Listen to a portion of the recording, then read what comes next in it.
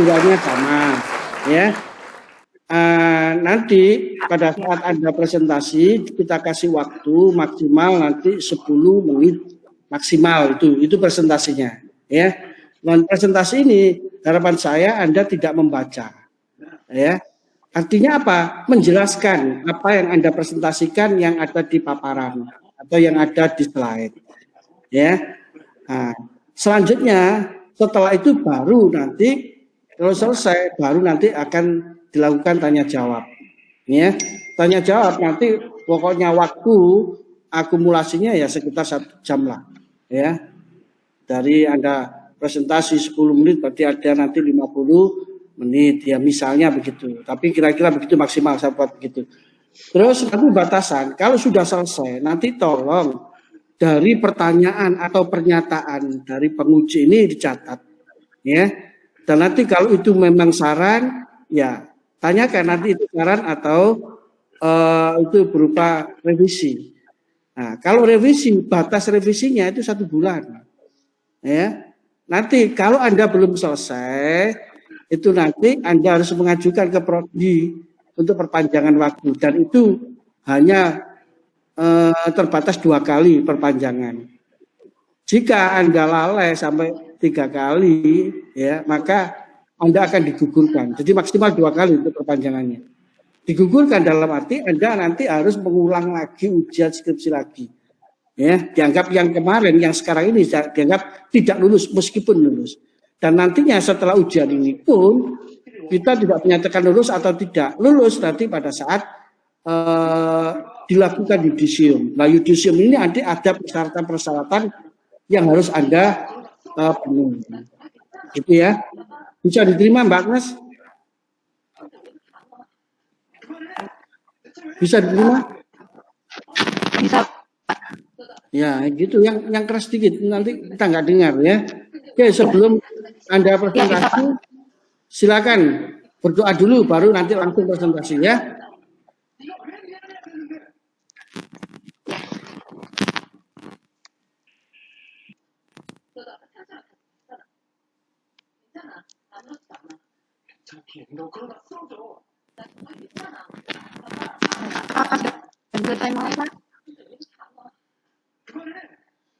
Kalau Anda sudah berdoa, silakan presentasi, ya.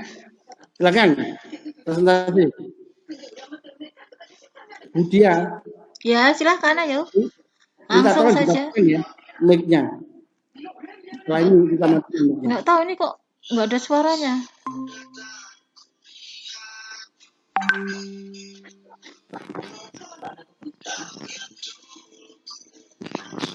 Ya, selamat pagi, salam sejahtera bagi kita semua yang saya hormati Bapak Ibu dan penguji. Begini saya Agnes Azata, SKS 161301 dengan dosen pembimbing Ibu Enos Sulistiowati akan mempresentasikan skripsi saya dengan judul Agnes, halo Agnes.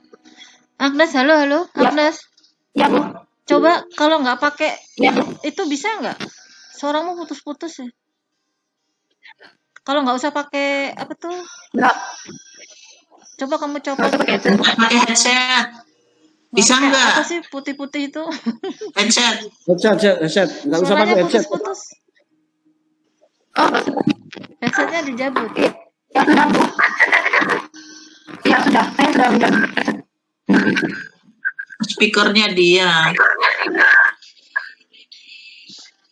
Halo? Coba Halo, ngomong, iya. Nes. Coba mulai ngomong, Nes. Ya, dan salam sejahtera bagi kita semua. Yang saya hormati Bapak Ibu dosen pembimbing. Rumah. Ya, Bu, apa sudah dengar? Enggak, sama-sama putus-putusnya. Oke, kalau gitu. Budia, saya, Bu Erna, kita matikan mic-nya. Kita coba ya. Oke.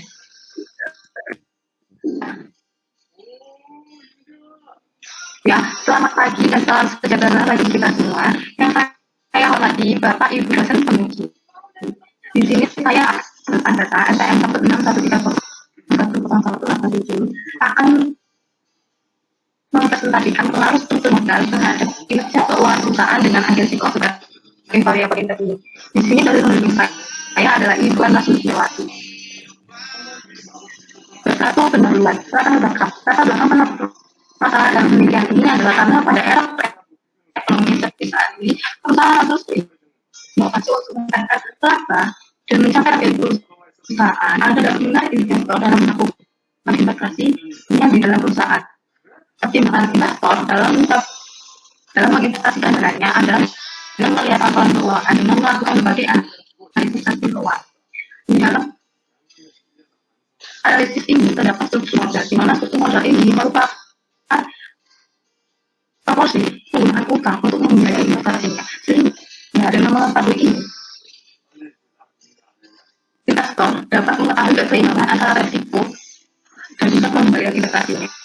Di dalam struktur modal ini terdapat utang, di mana utang ini berpengaruh terhadap agensi kos yang dapat menjaga pengeluaran yang tidak penting perusahaan dan memberikan kepada manajer untuk menjalankan perusahaannya dengan lebih efisien. Informasi penting yang dapat menjadi ukuran dalam melihat kinerja keuangan perusahaan adalah dengan melakukan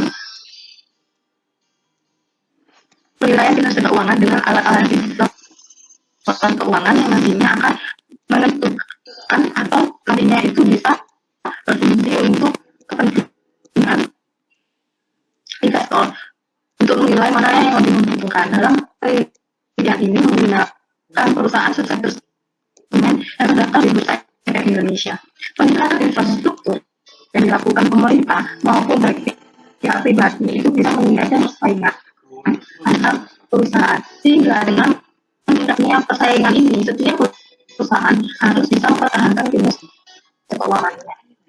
Selanjutnya rumusan masalah yang pertama ada apakah terdapat pengaruh struktur modal terhadap agensi kos, yang kedua apakah terdapat pengaruh agensi kos terhadap kinerja keuangan perusahaan, yang ketiga apakah terdapat pengaruh tidak langsung struktur modal terhadap kinerja keuangan perusahaan dengan agensi kos sebagai variabel.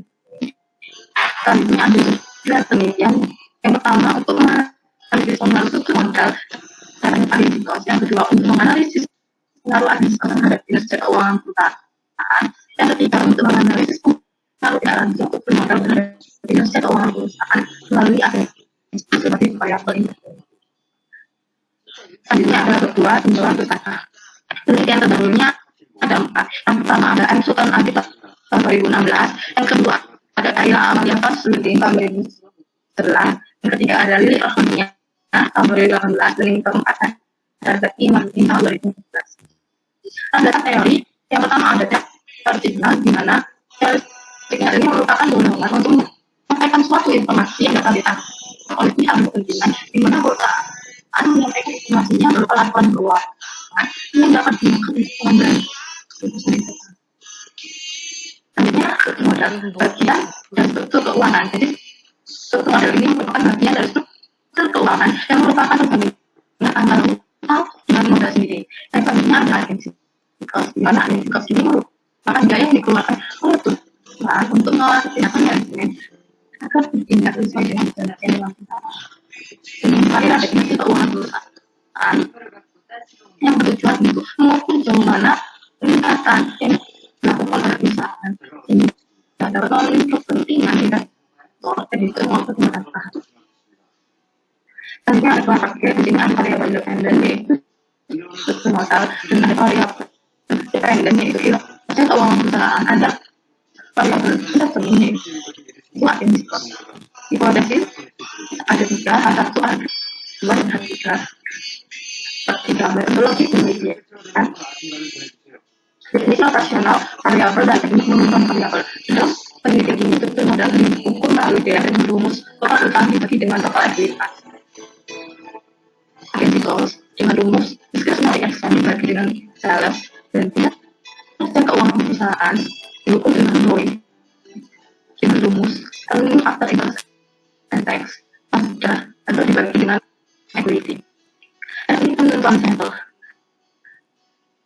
Populasi dalam penelitian ini adalah perusahaan sukses top semen yang terdaftar di Bursa Efek Indonesia dengan jumlah populasi terbanyak 6 perusahaan. Sampel sampel yang digunakan dalam penelitian ini menggunakan sampel cenderung atau sampel terus dengan tidak dengan perusahaan. Hasil secara data adalah sumber data adalah untuk penguatan perusahaan sukses yang tertentu di Indonesia tahun 2018. Datanya adalah teknik analisis data. Yang pertama ada open model atau model pengukuran. Di sini ada dua penelitian. Yang pertama ada validated tindakan fungsi televisi. Yang kedua ada validated diskriminasi atau diskriminasi. Ini ada tiga model atau model struktural. Di sini dilakukan dua penelitian. Yang pertama SPR, yang kedua intention asosiasi. Selanjutnya ada uji hipotesis. Uji hipotesis ini bisa selanjutnya harus kurang dari 0,05. Dan di sini ada dua penelitian yang dilakukan, yaitu efek dan indirect efek. 4. Hasil penelitian dan pembahasan. Hasil penelitian di sini ada 6 perusahaan yang digunakan, ada INDP, SMBL, SMCB, SMBL, SGP, dan BPO. Deskripsi variabel penelitian ini merupakan perhitungan struktur modal struktur modal yang diukur melalui kinerja keuangan perusahaan ini melalui ROE dan agensi cost. Perusahaan sukses instrumen yang terdapat di Bursa Efek Indonesia tahun 2014 sampai tahun 2018. Hasil pengujian hipotesis. Yang pertama ada analisis optimal. Ini itu dilakukan untuk menentukan antara variabel ini adalah selanjutnya ada kuantitatif validity atau validitas konseptual. Jadi dalam penelitian ini dilakukan dengan melihat nilai probabilitasnya. Jika kualitas nilai melakukan untuk dilakukan kita selanjutnya ada kita nilai output yang namanya adalah lebih dari 0,07. Demikian tadi ditentukan bahwa ketika indikator ini Indonesia validity atau validitas konvergen. Selanjutnya ada diskriminasi validity atau validitas diskriminasi. Dan melakukan uji ini diskriminasi validity dilihat dari selanjutnya, di mana diskriminasi validity ini membandingkan antara konsep satu dengan konsep yang lainnya. Di sini kalau kita lihat ada itu tidak uji dengan kalau hasil nilainya 0,39. Jika ada yang cikos diuji dengan Y akan menghasilkan nilai 0,4 dan agensi perhatikan ini dengan akan menghasilkan nilai 40. Demikian dapat dikatakan layak karena agensi konsep agensi kos memiliki nilai yang lebih tinggi daripada konsep lainnya. Selanjutnya analisis model atau model struktural. Pengujian ini dibutuhkan untuk mendefinisikan hubungan antar variabel lain. Jadi ada dua pengujian. Yang pertama ada jadi tadi ini menunjukkan hubungan atau kemampuan variabel ini dalam kemampuan variabel independen dalam menjelaskan variabel dependensi adalah 0,1. Sedangkan kemampuan variabel independen dalam menjelaskan variabel dependensi adalah 0,1. Selanjutnya variance intention faktor atau F. Ini dikatakan bahwa tidak ada masalah kolinialitas ketika nilai kurang dari 5. Yang demikian dapat dikatakan atau dapat disebutkan bahwa jika indikator ini memiliki nilai kurang dari 5 hingga tidak ada masalah kolinialitas yang terjadi. Kemudian ini itu dilakukan dengan dua kategori. Yang pertama untuk mengisi pengaruh langsung dan kedua untuk mengisi pengaruh tidak langsung. Suatu hipotesis itu dapat terima bila nilai hasilnya kurang dari 0,05. Yang pertama ada direct. Di sini ada X ke Z atau del keadaan cost memiliki nilai value 0,017. Dan value ini kurang dari 0,05 dan dapat dikatakan atau dapat disimpulkan bahwa hipotesis ini diterima dan dapat disimpulkan juga bahwa pengaruh X ke Z adalah diterima atau memiliki pengaruh. Selanjutnya ada atau agensi kos terhadap industri keuangan memiliki nilai value 0,017. Di sini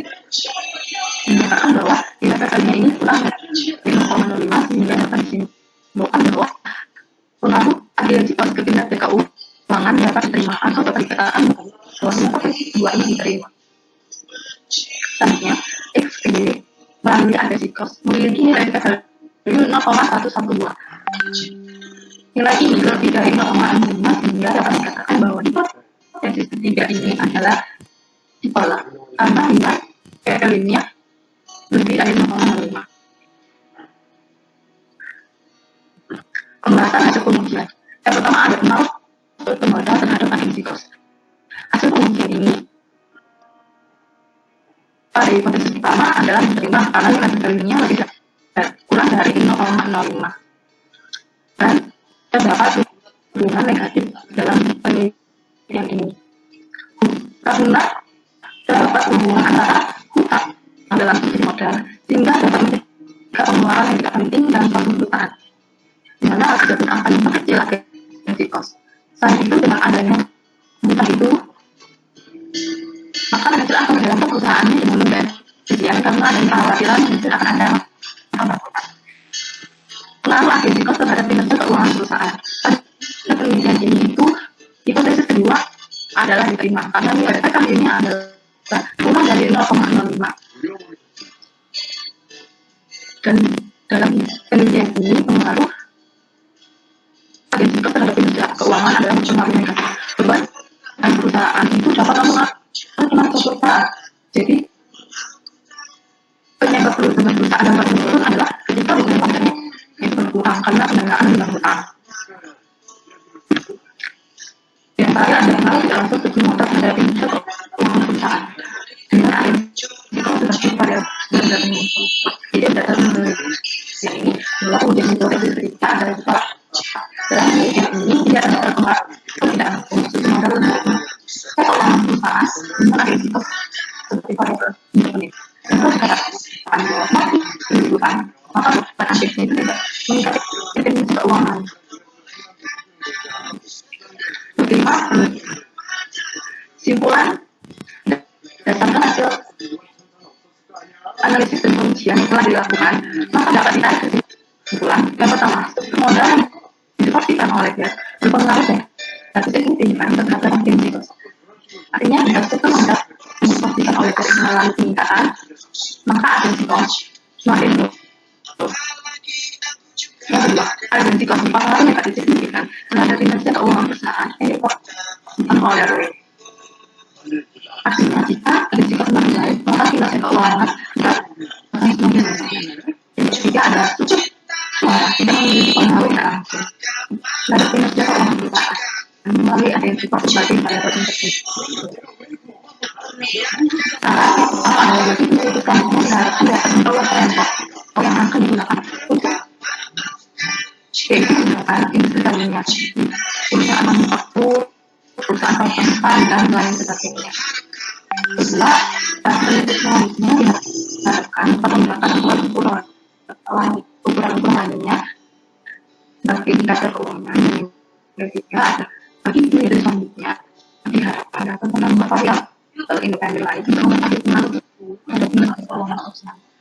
Berdasarkan dalam penelitian ini adalah sampel penelitian atau penelitian yang dilakukan di aplikasi pada perusahaan besar semuanya ada bisa Indonesia pada tahun 2014 sampai 2018. Nah, dari penelitian ini tidak dapat generalisasikan dan jenis perusahaan. Demikian presentasi dari saya. Mohon maaf tidak ada kesalahan. Terima kasih. Ya, jadi ini repot juga. Bikin berepet kabeh, Pak, berepet, Kak. Enggak dengar sama sekali, Pak. Agnes, Berepet. Agnes, kamu apa pakai anu aja ta? Kamu ngebel aku, nanti suaranya saya masukkan ke sini. Gitu aja Bu dia. Ya, sepertinya dulu juga dia kasusnya sama.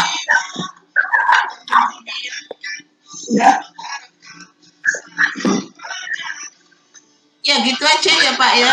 Yo, boleh. Gimana? Disambung-sambung, Pak. Disambung. Agnes nelpon ke Bu Na, nanti suaranya Agnes keluar dari teleponnya Bu Na. Nomormu mana ya? Kamu Agnes telepon aku nelpon Bu Na, WhatsApp ya? Nes. Terserah mau WA atau apa.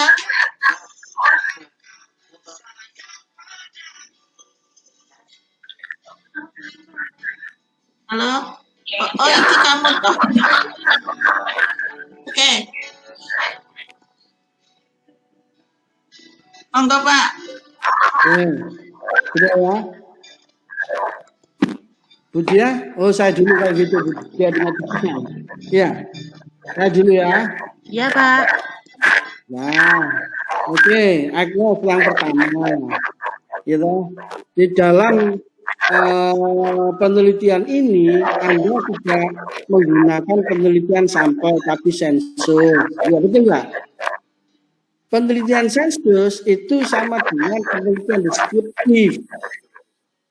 Sehingga nggak pakai hipotesis pun nggak ada masalah karena semua unit sampling diteliti. Sehingga nggak perlu pengujian hipotesis itu. Karena apa? Karena semua unit diteliti. Gitu. Ya. Nah, sebenarnya itu bisa dihindari dengan cara memperluas ukuran populasinya. Gitu loh. Ini karena ada populasinya itu ada akhirnya apa? Ya kesimpulannya nggak perlu ada pengujian, kan begitu? Iya kan? Nggak usah diuji itu nggak usah itu nggak perlu ada. Karena fungsi hipotesis pada penelitian deskriptif itu hanya sebagai pengarahkan begitu. Ya. Itu komentar saya yang pertama. Jadi penelitian Anda ini ya penelitian deskriptif. Ya. Sehingga bagi saya nggak perlu itu ada. Yang kedua, di dalam melakukan analisis ya, untuk validitas ya, Anda lakukan itu hanya validitas. Sebentar Pak, permisi Pak. Yang Anda Pak lakukan. Saiful. Pak Saiful. Ya. Seandainya kan ini sensus ya. Nah, Iya. untuk dibuat supaya nggak sensus dengan perusahaan tetap 6, itu bisa nggak kalau populasinya itu tahunnya yang diperbanyak? Bisa Bu, makanya populasinya. Jadi tahunnya yang diperbanyak. Misalnya ya populasi ditetapkan setelah krisis moneter tahun 2008 misalnya. Berarti kan 2009 sampai 2018 yang dipakai sebagai sampel yang 2000 itu ya, yang 3 tahun terakhir. Cuma itu aja. Harus gitu aja harusnya ya kan Pak ya? Nah itu solusinya Bu. Oke. Solusinya. Oke ya. Terus saya lanjutkan Bu ya. Iya Pak. Nah, Anda melakukan analisis, ya, di dalam analisis untuk water ini, ya analisis kan bisa dilakukan untuk validitas data dan reliabilitas. Anda kan hanya menggunakan satu, yaitu validitas. Ya, validitas satu itu tidak menggunakan konversi. Sebentar Pak, permisi Pak. Agnes, teleponmu jangan didekatkan di HP ya. Di laptop. Karena suaranya Pak. Itu suara apa tuh ini? Nanti kalau mau jawab, Ya, sementara dimatikan dulu semua. Nah, ini saya teknis, ini nanti pertanyaan saya dari itu nanti saya akan jawab. Sekarang sudah matikan gitu saja ya, supaya Anda juga jelas Agnes ya. Jadi begini, di dalam pengujian di bab 3 maupun di bab 4 Anda konsisten, yaitu pengujian validitas saja. Ya, validitas konvergen dan diskriminan. Pertanyaan saya, loh kenapa kok tidak diuji reliabilitasnya? Iya kan? Seharusnya kan ujian itu uji valid ya, uji sebuah data itu kan uji validitas dan reliabilitas. Ya, meskipun nanti hasilnya pasti karena cuman satu indikator karena itu merupakan manifest variabel, ya nggak ada masalah. Tapi tetap uji reliabilitas dilakukan. Ya, Kronbach-nya nanti misalnya akan menghasilkan satu ya nggak masalah, tapi tetap diuji, jangan ditinggalkan. Ya, itu yang kedua. Terus yang ketiga lagi, di dalam Anda membaca ya hipotesis pun, Anda hanya membaca p-value-nya. Nah, padahal di sana ada yang namanya koefisien. Arah koefisien ini juga menentukan ditolak atau diterimanya sebuah hipotesis. Misalnya, kalau hipotesisnya itu pengaruh X ke Y-nya itu positif dan signifikan, tapi kalau data menunjukkan itu negatif tapi signifikan, berarti itu tidak terbukti. Nah, oleh karena itu, koefisien dan arah koefisien ini juga menentukan diterima atau ditolaknya sebuah hipotesis. Anda di dalam melakukan pengujian itu tidak Anda lakukan dan tidak Anda uji.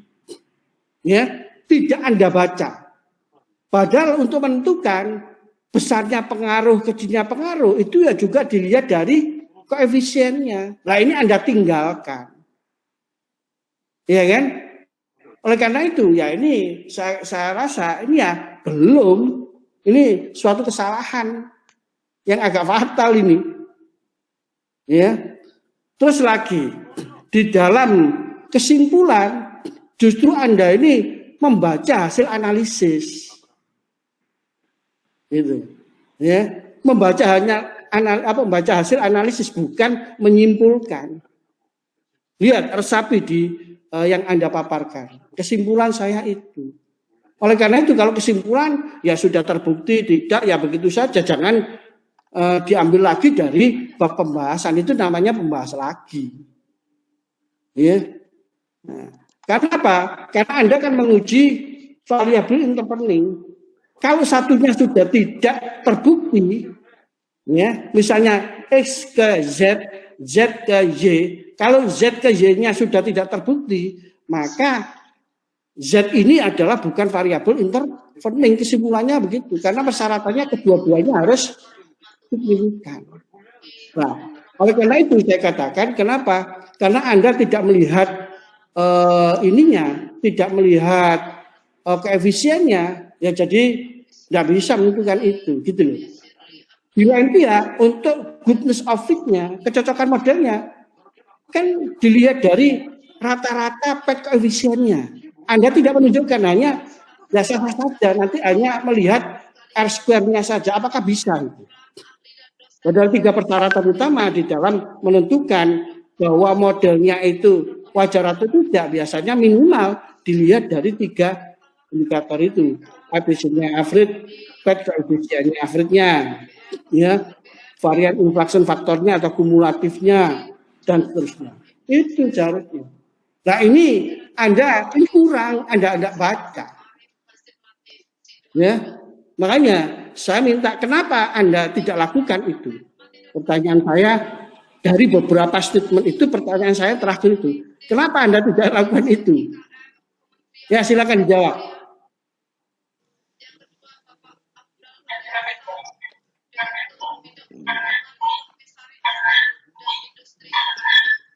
Ayo, Mas.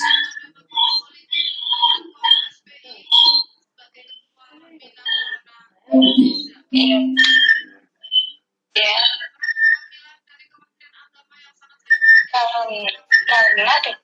Karena nanti juga saya akan menjawab. Karena dalam uji hipotesis direct effect itu dalam pada tabel X dan Z itu nilai value-nya kan kurang dari 0,05. Dan di situ juga di original sampelnya itu terdapat nilai negatif, di mana nilai negatif ini akan menimbulkan keterbalikan atau pengaruh negatif berpengaruh negatif terhadap pengaruh langsung X ke Z seperti itu.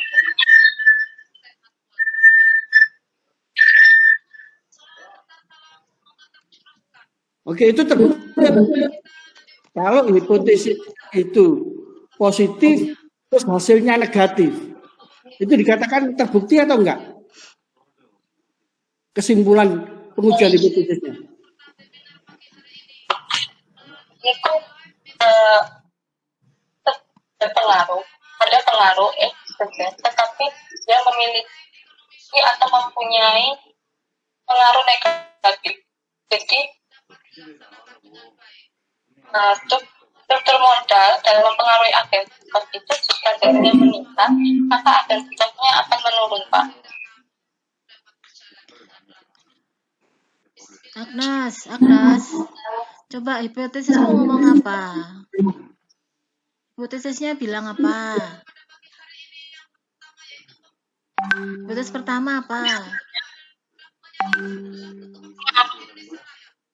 Pengaruh struktur modal terhadap agen. Kamu ngomongnya di teleponmu ya, di HP-mu ya. Hipotesis yang pertama. HP-mu dekat kan, Nes? Ya, Bu. Ya, ngomongnya lewat HP. Ya.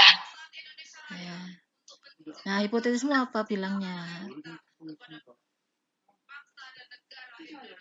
Di hipotesis ini pengaruh langsungnya. Enggak, saya tanya hipotesismu itu halo. Saya ringan sekali pertanyaan saya. Hipotesismu apa? Wis jawaban. Hipotesis yang pertama pengaruh agen sikos terhadap pengaruh struktur modal terhadap agen sikos. Hipotesis kedua pengaruh agen sikos terhadap kinerja keuangan perusahaan. Itu hipotesis itu. Halo. Kinerja keuangan perusahaan. Itu hipotesis itu. Ya. Gak salah kah? Masa ada hipotesis itu pengaruh A terhadap B?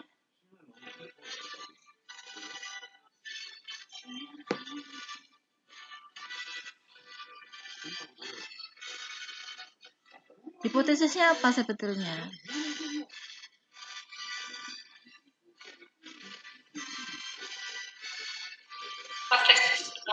Hipotesisnya apa? Kamu nggak bisa membaca skripsimu sendiri kan? Suatu hipotesis itu dapat dinyatakan diterima apabila saya tanya, halo, Agnes, saya tanya hipotesismu apa? Kamu hipotesismu sendiri aja nggak tahu. Apa hipotesismu? Baca, Agnes, baca tulisanmu sendiri. Jangan-jangan, ya inilah.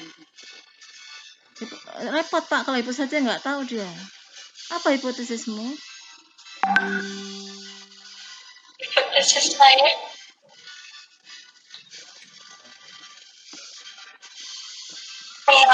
pengaruh langsung. Itu loh di halaman 30 dibaca, Agnes. Halaman 30 dibaca. Kamu ngerti nggak sih hipotesismu apa?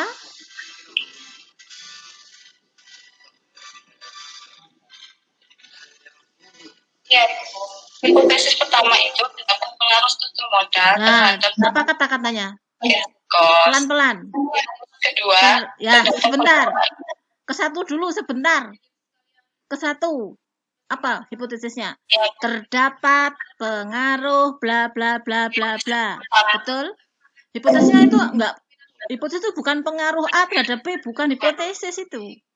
Hipotesis itu kamu menduga ada pengaruh X ke Y. Kalau hipotesismu cuma ngomong pengaruh X kepada Y, itu bukan hipotesis, Agnes. Bisa nggak sih membedakan kata-kata terdapat pengaruh sama pengaruh tok?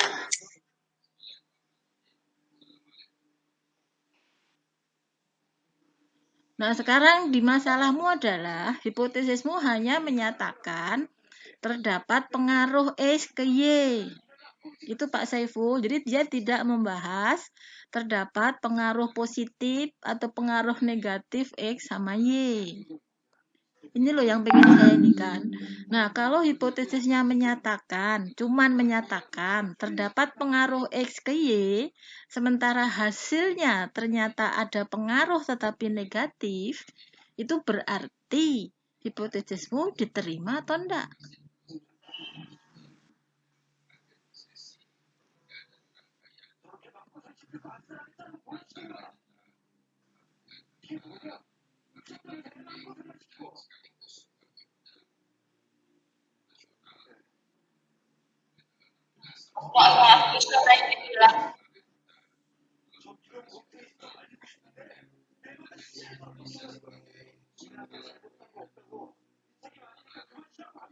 Ya, jawabannya. Suaranya hilang, Bun. Suaranya Bunda hilang. Enggak, saya udah selesai pertanyaan saya. Berarti hipotesismu diterima atau enggak?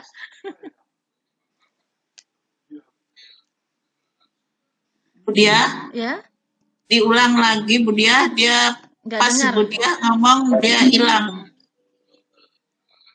Oke, Agnes enggak dengar kah? Dengar Tadi sempat hilang Bu suaranya Bu. Oke. Nah, kalau hipotesis menyatakan bahwa terdapat pengaruh X ke Y, di hipotesismu tidak menyatakan bahwa terdapat pengaruh positif X ke Y. Paham maksud saya? Ya. Nah, jadi hipotesismu hanya menyatakan terdapat pengaruh saja. Kemudian di hasilmu itu kamu menyatakan bahwa terdapat pengaruh tapi negatif.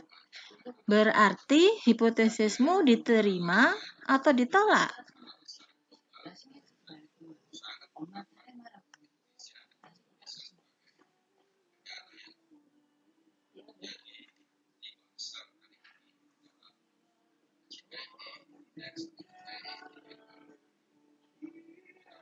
Apa putus lagi, Bu? Nah? enggak tahu. Tidak.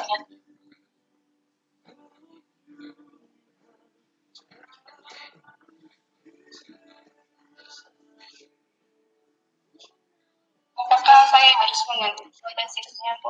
Jawab dulu. Jawaban sih pertanyaan saya Jawab tadi. dulu. Berarti hipotesismu diterima atau ditolak? Diterima. Diterima. Kenapa kok diterima? Salah satunya diterima. Karena Karena nilai PPL-nya itu kurang dari 0,05. Oke. Nah, itu kalau menurut logikanya, ya kan? Nah, sekarang tinggal ke Pak Saifulnya. Pak Saiful, apakah hipotesisnya yang salah? Ataukah pembahasannya yang salah? Ataukah simpulannya yang salah? Gini Bu, hipotesis itu kan diturunkan dari teori. Ya, dari teori atau dari hasil penelitian terdahulu. Nah, dari teorinya bunyinya bagaimana? Pengaruhnya itu positif atau negatif? Kan gitu. Bisa kembalikan teorinya bagaimana? Balik lagi kan. Pengaruhnya Z ya ke Y itu bagaimana? Seharusnya secara teoritik. Itu dulu. Karena hipotesis itu diturunkan dari teori. Ya, bagaimana Agnes? Menurut teori pengaruhnya itu positif atau negatif atau tidak menyatakan positif atau negatif? Di dalam penelitian sebelumnya itu penelitian ini tuh sejalan dengan penelitian Pasteur. Tidak sejalan dengan penelitian Pasteur. Jangan ke penelitian terdahulu dulu. Teorinya bagaimana? Teorinya bahwa Logika berpikir aja, Agnes. Kalau teorinya nggak ketemu, logika berpikir. Ah, ya bisa.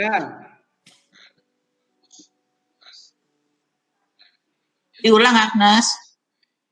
ya, teorinya itu menyatakan bahwa struktur modal berpengaruh positif terhadap agensi cost. Berpengaruh positif.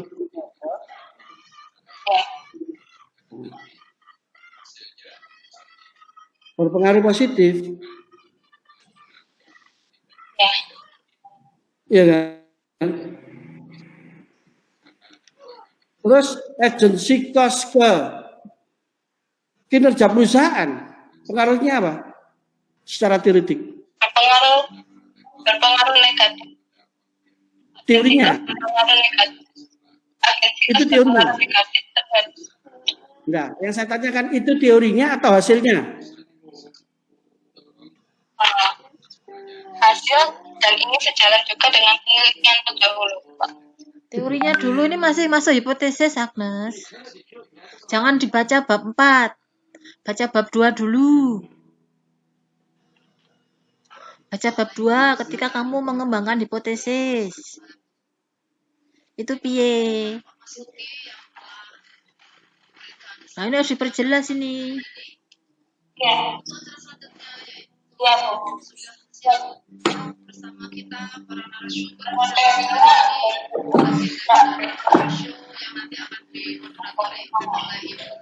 Oke, logikanya gimana kok agency cost berpengaruh negatif terhadap kinerja? Logikanya aja wis. Kok bisa? Ketika itu berpengaruh terhadap kinerja keuangan ketika beban-beban yang ada di dalam beban yang dikeluarkan itu kan akan menambah atau meningkatkan agensi cost. Dari dalam meningkatkan beban-beban tersebut itu akan mengurangi laju perusahaan dan akan mengurangi kinerja keuangan perusahaan itu. Nah, logikanya gimana? Kok bisa? Jadi ketika beban bertambah, maka harga perusahaan itu menurun, sehingga kinerja keuangannya juga menurun. Seperti itu. Nggak ngerti aku. Saya nggak paham. Di logika saya nggak sama. Coba kamu yakinkan saya secara logis bahwa agency cost itu kalau naik berarti kinerjanya turun. Itu how? Gimana cara berpikir logisnya? Bisa kasih contoh misalkan?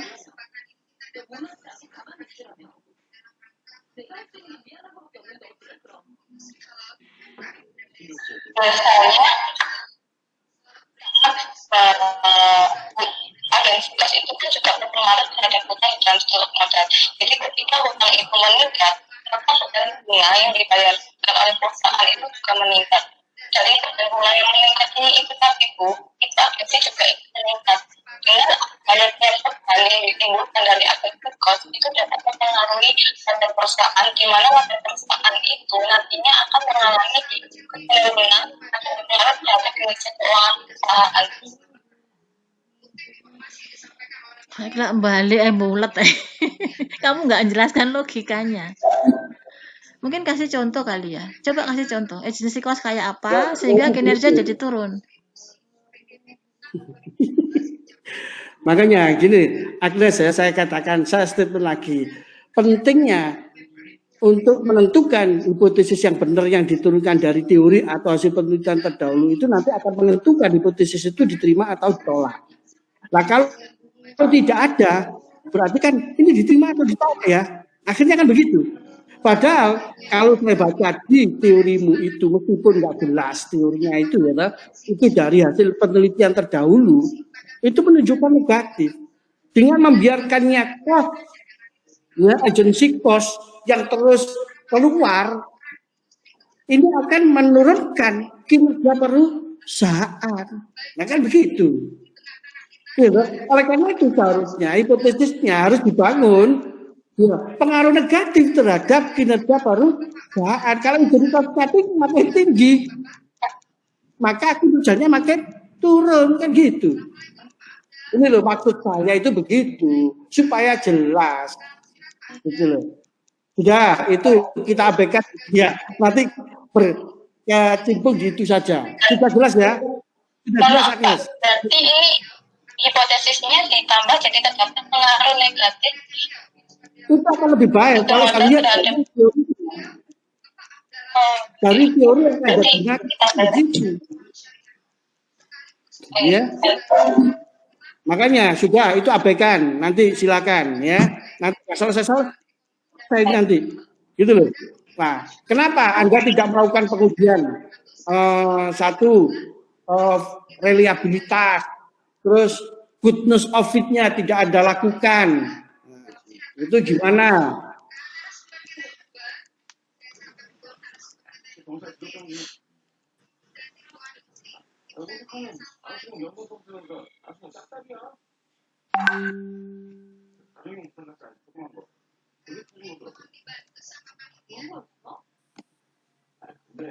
Sudah dijawab Agnes. Pertanyaan selanjutnya itu.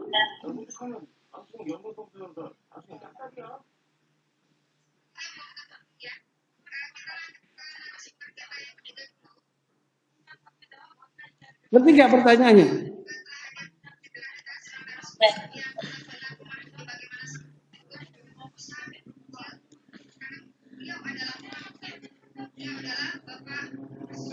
Agnes, cek di bab 3. Jadi gini, makanya komen saya juga gitu, Pak. Bab 3, 4 gak gaduh. Jadi Agnes, bab 3-mu itu kamu jalankan di bab 4. Cari buku Medpen, jangan cari dari jurnal sebelumnya. Cari buku Medpen tentang PLS. Bagaimana menguji hipotesis dengan menggunakan PLS. Itu loh. Dari awal udah disuruh betulkan kok. Kayaknya ini dia nggak lakukan itu, Pak. Jadi nggak mudeng deh karo piye. Entah dari jurnal, entah Karena apa. tidak paham, karena mungkin tidak paham, Bu. Makanya seharusnya kan itu dilakukan. Dalam arti reliabilitas sudah dilakukan pengujian, goodness of it-nya, GOV-nya ini ya harus dilakukan pengujian, baru nanti selanjutnya. Begitu juga yang paling utama justru koefisien itu kok tidak dibaca itu kenapa? Dan itu yang penting. Itu untuk menunjukkan besar kecilnya sebuah pengaruh, yaitu arah pengaruhnya negatif atau positif, yaitu di koefisien, tapi nggak dibaca, itu loh. Makanya Agnes baca buku Medpen yang benar, jangan buku Medpen ecek-ecek terus kamu copy paste dari skripsi sebelumnya yang nggak beres ya. Ini masih nggak beres semua ini. Oke, Pak Saiful kayaknya dia nggak bakal bisa jawab itu gitu loh. Mungkin pertanyaan lain. Kalau juga saya serahkan Bu Dia pertanyaan yang lain. Pertanyaan Bu keakuntansian Bu, saya serahkan Bu Dia saja. Enggak, kalau saya tanya ini aja, kalau saya tanya ini, kamu tahu nggak sih Agnes, objek penelitian itu apa?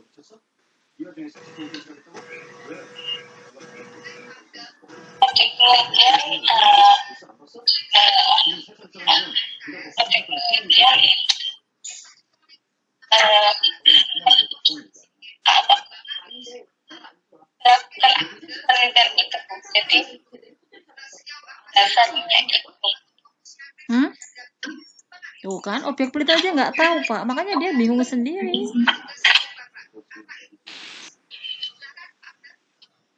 Apa katanya Bu? Objek penelitian tuh nggak tahu pokoknya apa yang diteliti atau gimana, nggak ngerti saya. Dia ragu-ragu Pak. Apa sih Agnes, pelan-pelan ngomongnya ya. Apa itu objek penelitian?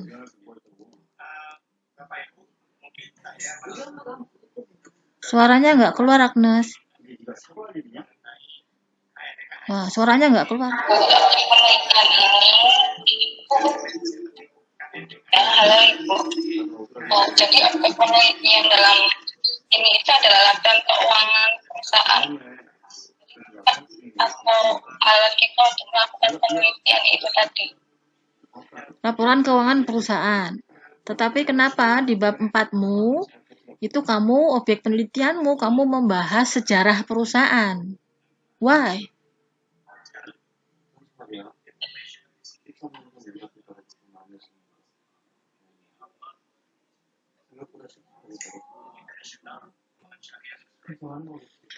Kalau kamu mendeskripsikan objek penelitian, ya deskripsikan objek penelitian. Jangan deskripsikan sejarah perusahaan.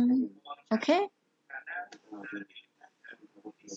Jadi kamu tuh gak mudeng gitu loh. Apa objek, apa anu, apa kabeh ngawur semua. Kadang-kala gini Bu Dia, mohon maaf Bu Dia ya. Sorry ya. Iya. Mohon maaf. Jadi kadang-kala teman-teman itu, saya lihat ada satu perbedaan istilah mungkin, di buku mungkin ada beda. Jadi ada yang menyatakan, ada subjek penelitian, objek penelitian. Gitu. Nah, ini kadang-kala ini harus diluruskan dulu. Jadi supaya nanti itu selaras. Karena kalau saya memandang objek penelitian, itu adalah tempat dilakukannya penelitian. Di dalam objek penelitian itu nanti ada... Bukan Pak, objek penelitian itu apa yang diteliti Pak. Jadi Nah, kayak itu kalau misalkan, di dalam istilah saya, makanya itu tadi ada saya tanya ke Agnes Pak. Agnes, Kalau kamu dia- mendefinisikan objek penelitian apa? Tadi dia jawab, objek penelitian adalah laporan keuangan yang dia teliti. Nah, Tapi itu kalau kenapa di- yang dibahas adalah sejarahnya Ya, gini, gitu. saya ini hanya mau menjelaskan kadang-kala banyak perbedaan tentang istilah yang digunakan oleh teman-teman, Bu ya. Enggak Pak, seharusnya objek itu adalah, jadi nggak ada objek penelitian tuh perusahaannya terus dibahas. Kalau saya sekiranya saya meneliti 125 perusahaan, apakah saya harus bahas itu namanya perusahaan 125 itu sejarahnya satu persatu? Ya, enggak. Pertanyaan saya, loh makanya Pak, objek penelitian itu adalah apa yang diteliti. Nah, kalau kita meneliti adalah kinerja keuangan, maka objeknya adalah kinerja keuangan. Yang kita teliti adalah apa tahu tadi kinerja, apalagi Agnes agency cost, maka yang diteliti adalah agency cost-nya gitu loh. Maka yang dijabarkan adalah agency cost-nya. Yang dijabarkan adalah ya yang diteliti dia itu apa. Makanya kalau riset-riset kuantitatif itu, jadi kalau jadinya seperti ini, akhirnya orang-orang bikinnya ya 3 perusahaan saja cukup, 6 perusahaan cukup. Padahal riset-riset kalau mau terima di Scopus itu Pak, itu harus seluruh perusahaan. Nah kalau itu dijabarkan kayak gitu lah ya rampung. Nah, ini kan Artinya ini. berkaitan dengan cara penyajian data, Bu. Mestinya yang dilakukan oleh Agnes itu dari misalnya ya 100 perusahaan itu kan dilihat dari apa? Misalnya dari modalnya, Nah makanya dari Pak, penjualannya. itu yang saya Sehingga maksud. kita ini bisa melihat Tapi yang bahwa sama Agnes itu yang dijabarkan itu sejarah Pak. Mulai Ya, dari iya, didirikan Pak, kapan, ininya kapan, Itu yang saya ngapain. saya Buat tidak apa? setuju. Gak ada hubungannya sama riset sejarah itu. Nggak ada. Makanya itu yang saya tidak setuju. Seharusnya ya bisa menggambarkan secara keseluruhan objek yang diteliti.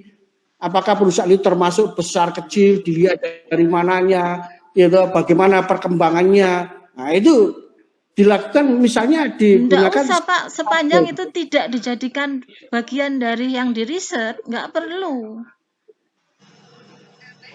Sebagai contoh ya Pak, kalau riset itu riset primer, nanti yang dibahas oleh mahasiswa adalah ini, umur, respondennya sekian, apa laki-laki perempuan. Lah kalau nggak bahas gender ngapain bahas laki-laki perempuan? Kalau nggak bahas umur ngapain bahas umur? Gak ono gunane. Dalam penelitian nggak ada gunanya itu. Akhirnya ketika bikin jurnal dibuang semua itu data itu. Oke ya, jadi makanya saya tanya, Agnes, pengertian tentang objek penelitian apa? Yaitu laporan keuangan yang diteliti. Lah kalau emang itu ya jabarkan itu saja. Jangan menjabarkan sejarahnya, nggak ada gunanya. Gitu ya. Tapi saya kira bimbingannya Pak Saiful malah seperti itu kok. Saya lihat nggak bahas dia satu-satu perusahaan satu-satu. Kalau nggak salah loh ya. Jadi kita samakan, makanya nanti ketika saya mau membuat buku pedoman skripsi, salah satunya ya saya tekankan di situ, Pak. Setuju nggak?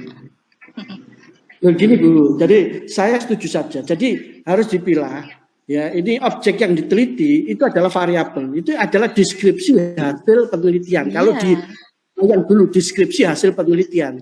Tapi di objek penelitian itu adalah tempat. Tapi tidak seperti yang dia gambarkan sejarahnya itu enggak.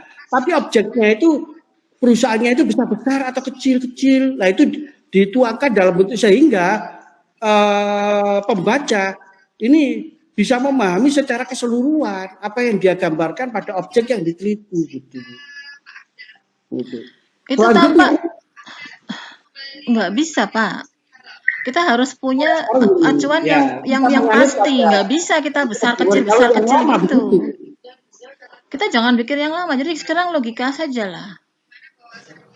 Karena yang lama itu kacau. Jadi to the point, berarti yang dimaksud Budia itu to the point adalah data langsung ditampilkan. Kan begitu, Nah, Pak. yang diteliti apa itu? Tapi kan gambaran secara menyeluruh tentang objeknya itu bagaimana, gitu. Untuk apa? Nah, itu nanti bisa dipakai sebagai tambahan bahasan dan lain sebagainya. Nggak bisa, Pak. Karena kalau kita bahas, ya kita bahas dari yang diteliti gitu loh. Nah, itu Yang nanti tidak kita teliti, nggak bisa kita bahas. Kita diskusikan. Ya, itu nanti aja. Oke ya, ini Agnes lanjut. Doma. Oke. Agnes lanjut ya. Kemudian terkait sama masalah. Masalahmu itu sampai sekarang nggak ada gitu loh di risetmu ini. Kira-kira sebetulnya masalahnya apa sih?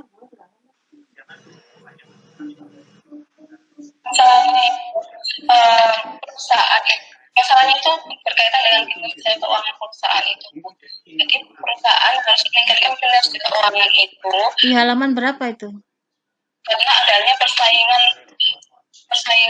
yang terus meningkat itu tadi. Hah? Masalahnya ada persaingan. Datanya mana persaingannya?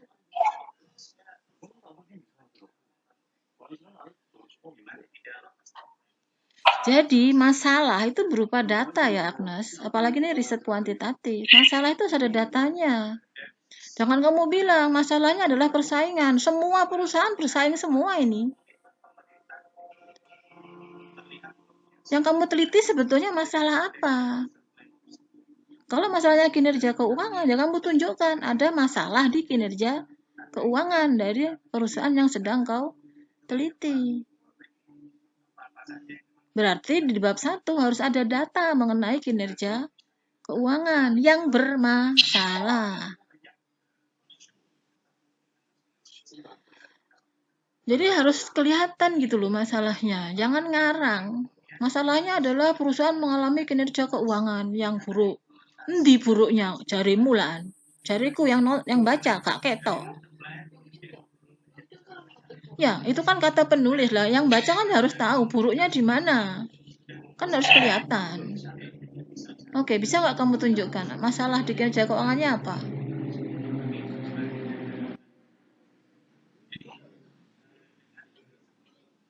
Masalahnya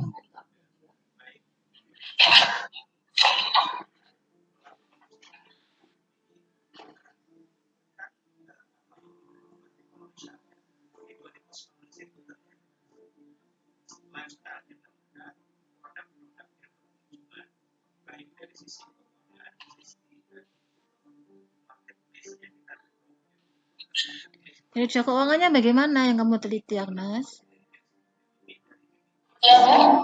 Kinerja keuangannya bagaimana dari perusahaan yang kau teliti? kinerja keuangan dari perusahaan yang saya teliti itu ini dinilai dari ROE. Kinerja keuangan pada penelitian ini itu dilihat dari rasio ROE. Jadi pada perusahaan sampel yang pertama INCP itu mengalami penurunan terhadap ROE dari tahun 2014. Itu yang kamu bahas di bab 1, bisa? Mengalami penurunan. Nah, itu yang kamu bahas di bab 1 gitu loh. Datanya apa? Bahaslah itu. Ya. Enggak ada yang lebokno ngono tok cek angin. Ya. Oke, saya kira udah Pak Saiful. Oke. Jadi gitu Mbak Agnes ya. Jadi apa yang dikatakan atau statementnya itu kalau Anda anggap itu sebuah koreksi, silakan koreksi. Kalau ini saya ya, kalau yang saya.